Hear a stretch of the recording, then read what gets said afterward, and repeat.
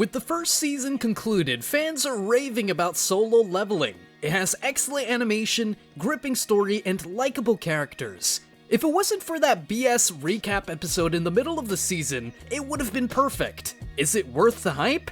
This is Anime Scope, keeping you in the scope of your favorite anime and manga. If you could leave a like, subscribe, and smash that notification bell, that would help us out a ton in the algorithm.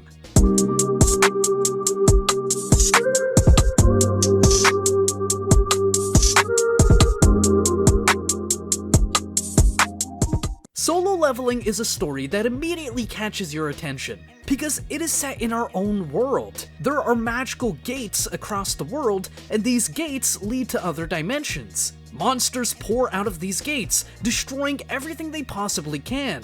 In this world, some people, known as hunters, have the ability to fight against these monsters and close these gates. Solo Leveling is set primarily in South Korea and follows Sung Jin-woo, or Shun Mizushino in the Japanese version. Sung Jin-woo is known as the weakest hunter in the entire country. You see, in this world, hunters are ranked based on their strength, from E rank all the way up to S rank hunters. A hunter's powers are set in stone the moment they unlock their powers. If you awakened as an E rank, for instance, you'll always be an E rank. Well, Sung Jin-woo is the weakest of all the E rank hunters, to the point where it's a miracle anytime he doesn't die trying to close a gate. Key moments happen at the start of the series, and Sung Jin-woo gets the ability to level up, just like in a video game. In a world where nobody can ever get stronger, Sung Jin-woo is the only person who can, starting from the very bottom. On the surface, it's a pretty interesting premise. These kinds of plots only really happen in isekai, and Solo Leveling is very much set in the real world. It's really no wonder that the manhwa took off the way it did, and the anime has been little different.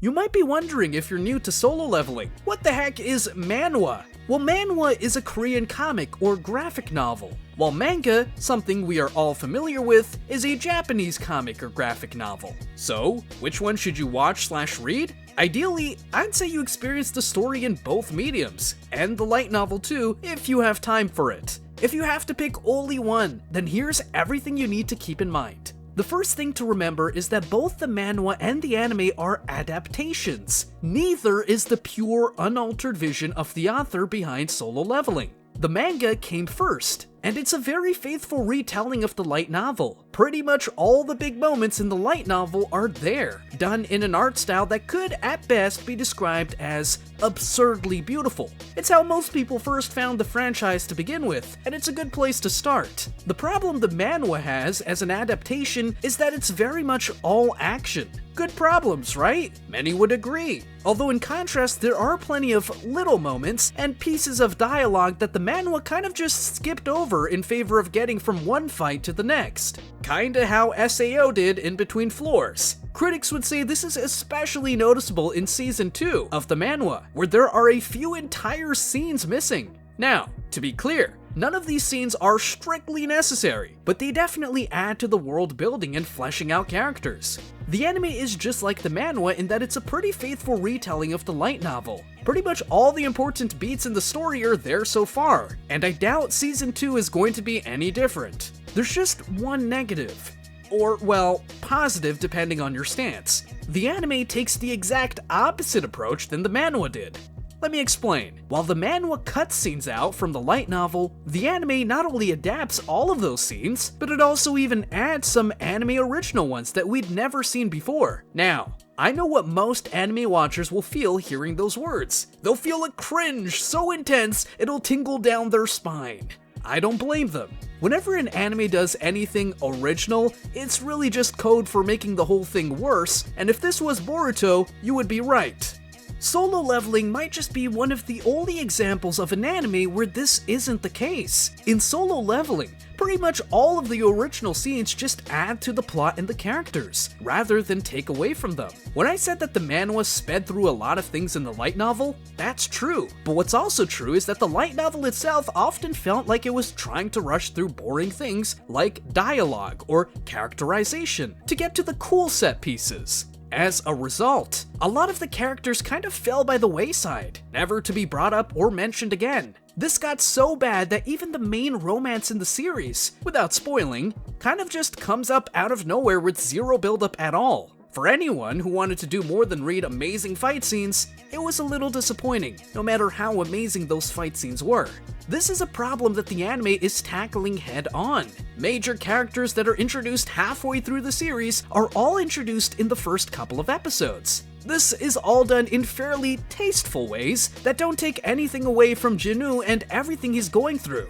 In the light novel, a lot of characters were doing things off-screen, things that were only either mentioned in passing or weren't mentioned at all but were probably happening. The anime brings those scenes to life, all while keeping true to the spirit of the source material. Now, I wish I could say that it was all positive, but then I'd be a liar. For some reason, the anime has an odd habit of sprinkling in a few of these scenes pretty much in the middle of an epic fight scene. Interjections like this I call the Naruto effect, as the Naruto anime also had a bad habit of doing this. Solo Leveling, however, isn't nearly as subtle with its foreshadowing, and some of these scenes feel like they're breaking up an epic fight just to state the obvious one more time. It's a minor nitpick, and if it's the only con to having a world that feels more lived in, then it's a trade I'd be willing to make any time. Then, we have the important bit, the actual meat and potatoes of the story, the fights. I said Manhwa's art was amazing, but it's hard to overstate just how amazing it was. Solo Leveling has possibly some of the most gorgeous panels I've ever seen, and I've read everything from Berserk to One Punch Man. The panels are so good that fans have just been lightly animating them and putting them onto YouTube for years, and they still look good. Having an anime that can do that level of art is pretty hard. Outside of a rare exception or two, I'd even say it's impossible. With all that said, the Solo Leveling anime is still beautiful. It looks way better than most shows out right now, while not quite being as detailed as something like a Jujutsu Kaisen or a Demon Slayer. If I had to put it in numbers, I'd say that most of the anime looks about 80% as good as the manhwa did, while some of the fight scenes look about 90% as good.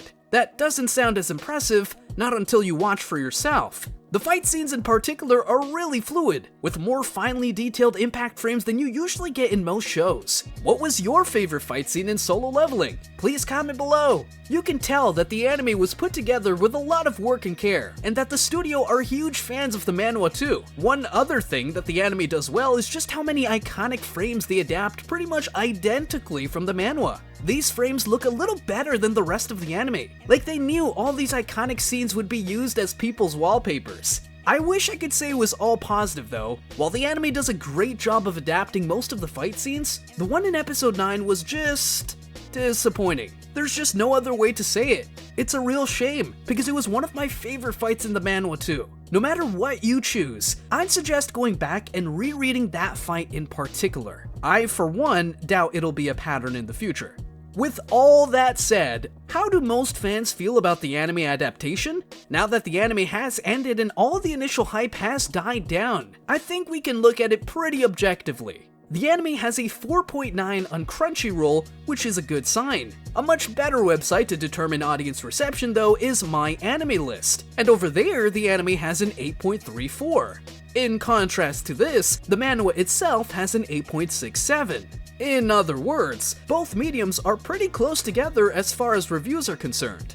That would mean that most people genuinely feel the same about both products, even if they feel the manhwa is a bit better. Except, well, the anime rating is only of the first season of Solo Leveling. In other words, roughly the first 50 chapters of the manhwa. Most of the big moments in the manhwa haven't even been adapted yet, which would lower its rating a fair bit. Given that, I think it's easy to argue that if anything, most people are liking the anime even more than they did the original manhwa.